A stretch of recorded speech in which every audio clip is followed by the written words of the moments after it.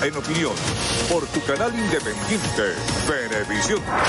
Muchísimas gracias por acompañarnos como siempre en Entrevista Venevisión. Ya estamos listos para iniciar nuestra conversación con el invitado del día de hoy, Jorge Rodríguez, jefe del Comando Nacional de Campaña Darío Vivas, del Gran Polo Patriótico, además candidato a la Asamblea Nacional en representación del Partido Socialista Unido de Venezuela. Gracias por estar con nosotros. Hola, Andrina, me voy a permitir retirar por los minutos que dura esta entrevista el tapaboca para poder conversar con algo de comodidad contigo. Muchas gracias por la invitación. Creo que las venezolanas y los venezolanos nos enfrentamos ahorita a un día crucial, a un hito realmente histórico que va a significar un punto de inflexión importante en la vida política y social de Venezuela, que son las elecciones parlamentarias del próximo 6 de diciembre.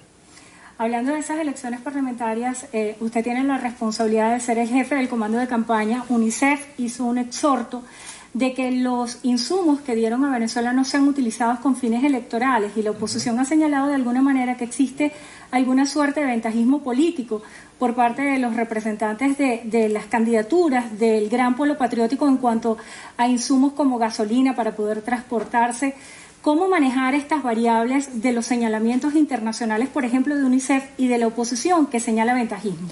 Eso es completamente falso. Fíjate que para las elecciones parlamentarias, de los 14.700 candidatos que están inscritos, la gran mayoría pertenecen a partidos de oposición, a pesar de que los sectores de la más extrema derecha, que promueven la violencia, que son enemigos de las elecciones, que no les gusta el acto de elegir, han tratado de montar una serie de matrices. La verdad verdadera es que hay una gran cantidad de candidatos de oposición participando en la lista electoral, y hay un marco de referencia que fue el acuerdo firmado por la Mesa de Diálogo Nacional que tiene las garantías electorales, que además ya habían sido discutidas previamente por todas las oposiciones y el gobierno bolivariano en la Mesa de República Dominicana, después en la Mesa de Diálogo de Barbados. Es decir, vamos a estas elecciones con la mayor cantidad posible de garantías electorales y de seguridades de que será una participación equitativa y justa para todos y para todos. De los 107 partidos que están en este momento jugando en la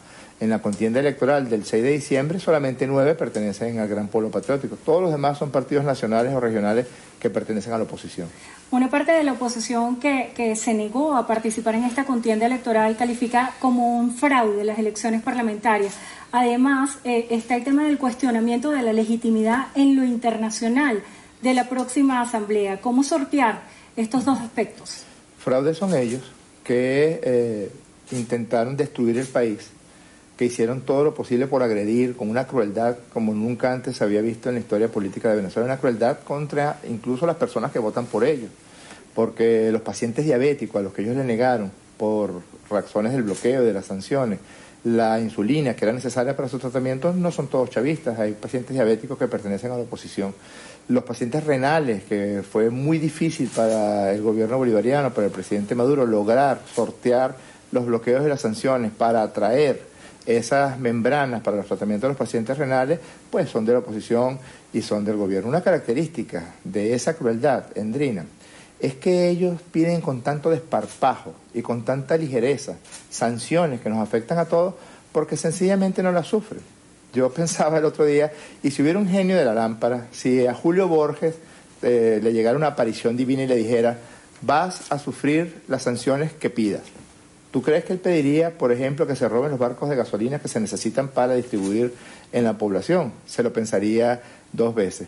¿Tú crees que él, con la vida de rico que lleva en Bogotá, seguiría solicitando que no se nos permita comprar con dineros que son de Venezuela? Nosotros no estamos pidiendo plata prestada a nadie, sino que son dineros que le pertenecen a Venezuela y que están ilegítimamente apropiados por bancos del extranjero y por gobiernos del extranjero. ¿Tú crees que él seguiría pidiendo que no se nos permita comprar insumos para COVID, tapabocas, respiradores, medicamentos? ¿Tú crees que a Carlos Vecchio o a Juan Guaidó o a Leopoldo López seguirían insistiendo en que no se permita que Venezuela compre ni siquiera alimentos? Hemos incluso, en una oportunidad, firmamos un acuerdo con la gente de Juan Guaidó, un acuerdo humanitario para disponer de $20 millones para compra de insumos para COVID. Ni un solo centavo ha llegado. ¿Qué han hecho con ese dinero? ¿Qué han hecho, por ejemplo, con el dinero de la Fundación Simón Bolívar, que es esta fundación de la empresa Citgo, que era la encargada de costear operaciones complejas, operaciones muy costosas en países como Estados Unidos, España, Brasil, Italia? Pues le han negado el dinero para tratar a niñitos con cáncer, para tratar a señoras con problemas muy complejos, y ese dinero lo han desviado para entregárselo a Voluntad Popular, a Acción Democrática, a Primero Justicia y a Un Nuevo Tiempo. Eso está plenamente ya certificado, ya demostrado. Ha sido una operación gigantesca de verdadera corrupción, sin ningún tipo de control, sin ningún tipo de mientes.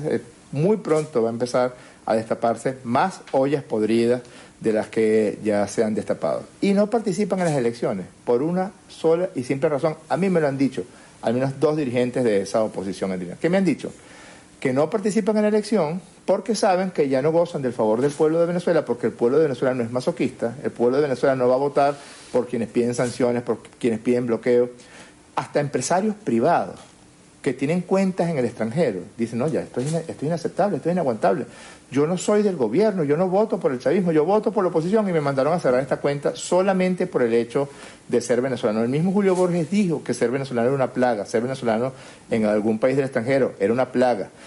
En un país que ha sido receptor de inmigración de españoles, de portugueses, de italianos, de Perú, de colombianos, hasta ese nivel de barbarie han llegado. Ellos sabían que perderían esta elección, como sabían que perderían la elección presidencial en el año 18, y por eso, para continuar con el robo, para continuar con un expediente distinto al expediente pacífico y constitucional, dicen que no van a participar. Rodríguez, una campaña electoral en un contexto bien particular, en medio de una pandemia, con situaciones de los servicios públicos en deficiencia, la electricidad, el gas, el agua, fallas en el suministro de la gasolina, una dolarización implícita de la economía nacional. ¿Cómo piensan hacer campaña y cuál es la oferta electoral que van a ofrecer para incentivar la participación del voto? Justamente todo eso que tú acabas de describir, algunos de los problemas que tenemos actualmente las venezolanas y los venezolanos, es una consecuencia directa del resultado electoral de diciembre del año 2015. Porque, por ejemplo, el presidente Maduro compra unos buques de gasolina para distribuir en la población venezolana, para la necesidad de gasolina de la población venezolana. ¿Qué hace Juan Guaidó? ¿Qué hace Julio Borges? ¿Qué hace Leopoldo López? ¿Qué hace Elliot Abrams? Se roban ese barco de gasolina, lo desvían, se lo llevan a Texas y lo utilizan, un barco de gasolina que ellos no pagaron, que pagó el gobierno de Venezuela. ¿Cuántos sabotajes ha habido contra el sistema eléctrico nacional? ¿Cuántas veces se nos ha prohibido, y tenemos que hacerlo con países aliados como China, como Turquía, como Rusia, se nos ha prohibido adquirir los insumos necesarios para el mantenimiento de la distribución del sistema eléctrico nacional, que es un sistema muy complejo, uno de los más complejos de América, el sistema de distribución eléctrico de Venezuela? Han volado, Endrina, ya que me hablas del gas doméstico, han volado 2 centros nacionales de distribución de gas. Le han puesto una bomba y lo han volado, y ha sido muy difícil después la recuperación. Muchos cuestionan esos señalamientos de ataques terroristas y dicen que es de alguna forma una excusa que busca el gobierno, así como la excusa que supuestamente buscan con el tema del bloqueo. Pero ¿qué pasa con lo autosustentable que debería ser el país, por ejemplo, con el tema de la gasolina? Porque señalar que te roban un buque, pero si hubiese producción nacional, tal vez ese buque no sería necesario. Sí, claro, pero la industria petrolera venezolana dependió por 100 años de la tecnología, de los sistemas que los Estados Unidos de Norteamérica, cuando Venezuela era una colonia de ellos, colocaron las refinerías, hicieron las refinerías para procesar el petróleo y la gasolina y los productos de petróleo que ellos necesitaban. Después hubo un proceso que estaba en camino de ir adaptando y adecuando esas refinerías a la nueva realidad de la vida económica de Venezuela. Pero cuando hemos ido a buscar repuestos para poder reparar esas refinerías, más allá de los errores que se puedan haber cometido, más allá de la quinta columna que pueda haber existido en la industria petrolera nacional, pues se nos negaba la adquisición de esos repuestos. Entonces, es toda una operación dirigida a maltratar, a agredir al pueblo de Venezuela, y es consecuencia directa de ese resultado electoral. Así que la primera razón que debemos tener todas y todos para ir a votar por quien queramos votar, no, yo voy a votar, por supuesto, por el partido al que pertenezco, pero cualquier persona puede ir a votar por una primera razón, y hay que cambiar eso. Hay que quitarles a esta gente la excusa que tienen desde la directiva de la Asamblea Nacional para seguir dañando al pueblo de Venezuela. Porque si tú los paras, si tú los detienes, si tú los cambias y generas una nueva Asamblea Nacional, pues le va a costar continuar teniendo algún tipo de argumentos completamente absurdos. Y además, yo te quería mencionar que incluso ellos, dentro de la barbarie en la que viven, dentro de la violación permanente de la Constitución de la República Bolivariana de Venezuela. Incluso ellos reconocen en este papel que está aquí, que es el llamado Estatuto de Transición, Endrina. Y es un estatuto de transición que violenta la Constitución. Intentó Juan Guaidó y sus conmilitones, intentaron derogar la Constitución por este papel. Pero incluso en este papel dice en su artículo 13 que las funciones constitucionales cesan el 4 de enero del año 2021 y que en el tercer trimestre de este año 2020 tienen que hacerse elecciones parlamentarias. El sistema electoral venezolano es el sistema más eficiente y transparente del mundo entero, no hay otro. Mira que ahorita tenemos un ejemplo bien palpable, que son las elecciones que están transcurriendo aún en los Estados Unidos de Norteamérica. De eso vamos a hablar más adelante. Entonces, fíjate, pero tú me hablabas un poco de elecciones en medio de la pandemia. El poder electoral de Venezuela, uno de los elementos donde ha hecho más énfasis, donde ha sido más acentuada su posición, ha sido en las normas de bioseguridad, porque ya con la elección de Estados Unidos de este pasado día martes, ya es la elección número 24 que se realiza en tiempos de pandemia y seguramente Venezuela va a ser mucho más cuidadosa, como lo ha sido a todo lo largo. ¿Se va a aplicar mecanismos de bioseguridad para garantizar que los electores puedan ejercer su Yo estuve en el derecho? simulacro electoral y el próximo 15 de noviembre hay otro simulacro electoral y una de las cosas que más se probó fueron las medidas de bioseguridad. La distancia entre los electores, uno no toca nunca a los miembros de la mesa, coloca la cédula en un dispositivo especialmente establecido, te colocan alcohol antes de que toques la máquina de votación y después. Es decir, están tomadas todas las medidas de bioseguridad. Fíjate que Estados Unidos acaba de hacer una elección volviendo a presentar cifras récords de nuevos contagios, a diferencia de Venezuela, que ha logrado aplanar la curva de contagio por el COVID-19 y ha tenido la mayor participación de su historia en elecciones presidenciales. Rodríguez, parte de las preguntas que se hacen los venezolanos es si en estas propuestas que va a llevar a la Asamblea Nacional todos estos candidatos está la solución al problema económico. ¿Cómo vive un venezolano con un salario mínimo que equivale a $1? ¿Cómo vive un pensionado? Hay algunas propuestas que hablan de la dolarización de los salarios. ¿Esto es alguna iniciativa que está planteada por ustedes? Fíjate, cuando el presidente Maduro presentó la ley antibloqueo, que es una ley especialmente diseñada para sortear, para enfrentar las sanciones y los bloqueos a lo que estos bichitos, a lo que estos crueles tienen sometido al pueblo de Venezuela, dijo una verdad que se había mantenido guardada para evitar generar más zozobra en la población. En el año 2012, 2013, 2014 le ingresaban a Venezuela entre 3.000 y 4.000 millones de dólares mensuales, Endrina. En este año 2020, gracias a Borges, a Guaidó, a Leopoldo López, a Vecchio, a Antonio Ledesma, a Julio Borges, gracias a ellos, en este año 2020 solamente han ingresado a Venezuela poco menos de 400 millones de dólares. Como que tú seas un jefe de familia y le digas reúnas a tu mujer, a tus hijos, y le digas, mira, yo ganaba tanto y ahorita gano exactamente el 1% de lo que ganaba. Y aún así enfrentamos con éxito, con el mayor éxito de este continente, la pandemia por COVID-19. Aún así le seguimos garantizando con un subsidio de casi el 100% de la alimentación a la población a través de los CLAP. Aún así estamos haciendo malabarismos para poder suministrar la gasolina a unos precios absolutamente subsidiados. Todos los servicios públicos, con todos los problemas que puedan tener en Venezuela, son servicios públicos subsidiados. El agua, la electricidad, el gas doméstico, la misma gasolina, como te dije. Proteger el empleo de la gente. Ahora bien, necesitamos dar un salto hacia adelante. Yo estoy de acuerdo contigo.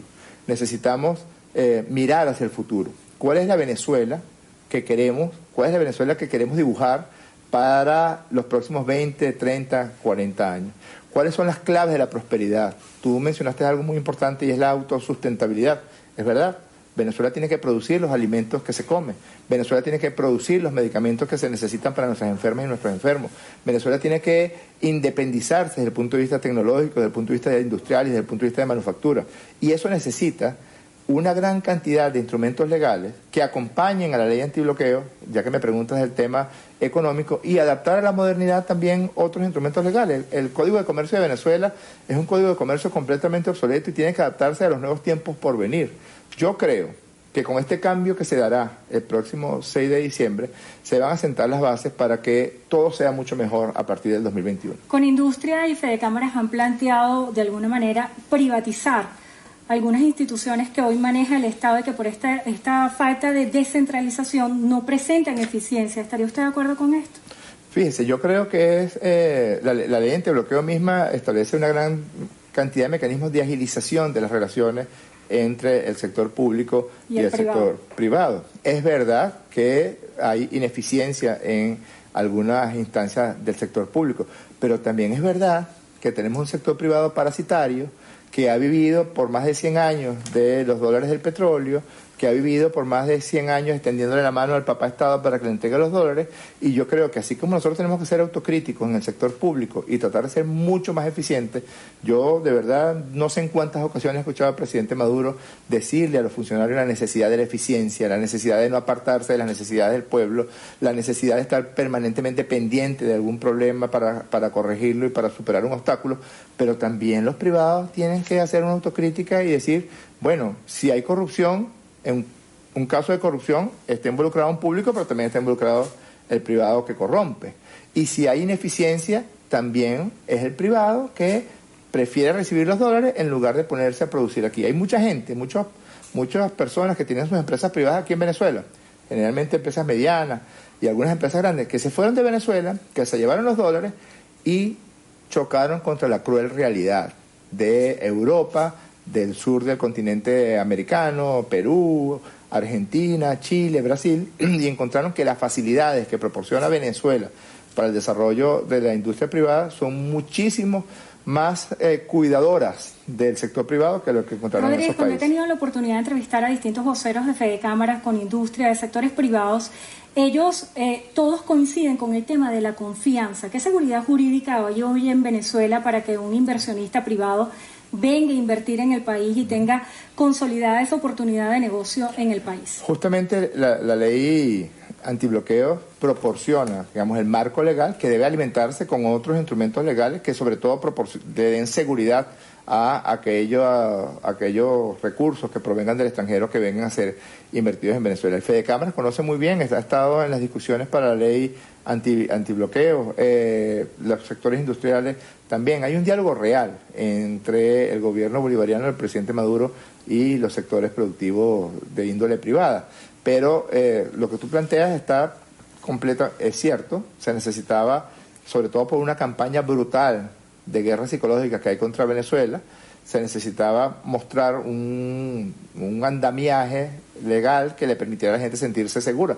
Ahora bien, no podrán hacer mejor negocio que el que harían en Venezuela, trayendo sus inversiones a Venezuela para producir petróleo, para turismo, para producir minería, para manufactura y para comercio. Hablando del tema de lo que está sucediendo y que es noticia a nivel mundial, las elecciones en Estados Unidos están en desarrollo, aún no se definen. Vemos que el tema Venezuela fue abordado por ambos candidatos y fue objeto de debate. Tal vez alguna parte de la población apuesta a que permanezca Trump en la presidencia para agudizar las medidas de presión contra Maduro. ¿Se pudiera dar un viro político a partir de que, por ejemplo, Biden asuma la presidencia de Estados Unidos? Miren, Andrina, nosotros debemos predicar con el ejemplo. Y así como hemos dicho muchas veces que Venezuela tiene derecho a darse el sistema político, el sistema electoral que se le dé la gana darse y que esté establecido en esta Constitución, nosotros también tenemos que, en ese sentido, dar el ejemplo y no inmiscuirnos en los asuntos que solamente le corresponden a las estadounidenses y a los estadounidenses. Solamente te haría un comentario. En Venezuela, yo he visto muchísimos memes en ese sentido, seguramente tú también. He visto, con respecto a las elecciones de los Estados Unidos, tantos memes como los que se veían al comienzo de la cuarentena. Recuerda que si las cosas con la esposa, las cosas de la casa, etcétera. Ahora ha habido una gran cantidad de memes y muchos de ellos decían, oye, ¿cómo es posible que hoy hayan pasado ya casi 48 horas del evento electoral y todavía no se tenga definido un resultado? Pues bien, ese es el sistema electoral complejo, me permito decirle en algunos elementos técnicos algo obsoletos que tienen los estadounidenses para elegir a su presidente. ¿Y las denuncias de fraude que ha formulado el comando de campaña de Trump? Yo he seguido con mucha acuciosidad el evento electoral.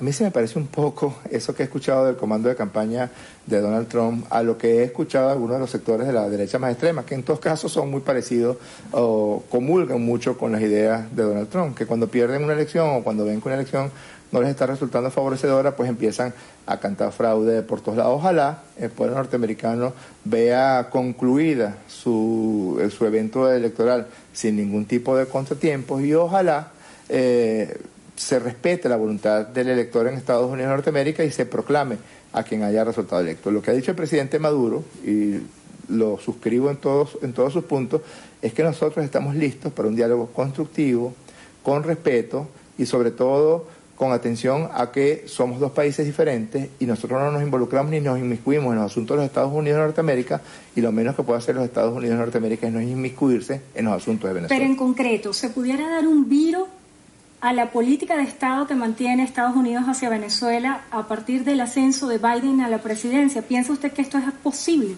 Esperemos. Todavía no hay un presidente proclamado en los Estados Unidos de Norteamérica y veremos cuáles son las señales que empiezan a aparecer. Carlos Vecchio en una oportunidad señaló que usted había sido un emisario para reunirse con representantes de la Casa Blanca. ¿Esto fue cierto? Apareció en los medios de comunicación de una reunión que se realizó entre uno de los representantes más cercanos a Donald Trump y mi persona en la Ciudad de México. Eso es verdad, esa reunión se dio. ¿Piensa que se puede llegar a una fórmula de trabajo político para hacer una revisión del tema de las sanciones hacia Venezuela? Yo creo que es imprescindible. Yo creo que ya no hay ninguna excusa para mantener en este nivel de daño y de agresión al pueblo de Venezuela. Y estoy seguro que las próximas elecciones parlamentarias le van a dar un mensaje al mundo en cuanto a la necesidad de diálogo entre los sectores políticos en Venezuela y a la necesidad de respetar el derecho que tiene Venezuela a darse el sistema político, social y económico que quiera. Se nos agotó el tiempo y esperamos que dé un mensaje final a todos los electores y a la vez hacer un ejercicio de revisión en el tiempo. ¿Cómo visualiza Venezuela a partir del 5 de enero de 2021? Solamente bastaría decirle que independientemente de lo que usted piense, independientemente de cuál sea su espectro político, su espectro vital, su espectro religioso, vote. No solamente porque con su voto va a escoger a las y los diputados que se necesitan para proyectar a Venezuela hacia el futuro y hacia la prosperidad que todos y todas merecemos construir, sino que usted va a mandar un mensaje al mundo de que Venezuela quiere paz, de que Venezuela quiere concordia y de que Venezuela quiere diálogo. Yo veo la Venezuela del año 2021 como una Venezuela donde todos los sectores podamos dialogar sin incurrir en la diatriba, sin incurrir en la confrontación excesiva, vernos como adversarios en caso de que seamos de grupos políticos distintos, pero no vernos como enemigos. Y creo que la nueva Asamblea Nacional que se instale el 5 de enero de 2021 será el epicentro de ese diálogo fecundo de todas las venezolanas y de todos los venezolanos. Vaya y vote. Muchísimas gracias por estar con nosotros en Entrevista a Venevisión. Jorge Rodríguez, jefe del Comando Nacional de Campaña Darío Vivas, del Gran Polo Patriótico, además candidato a diputado de la Asamblea Nacional por el PSUV. Gracias por estar con nosotros y gracias a ustedes también, amigos. Hasta aquí la presente emisión. Recuerden, Noticiero Venevisión, Canal 4 reporta. Ustedes deciden, por favor, cuídense mucho. Será hasta la próxima.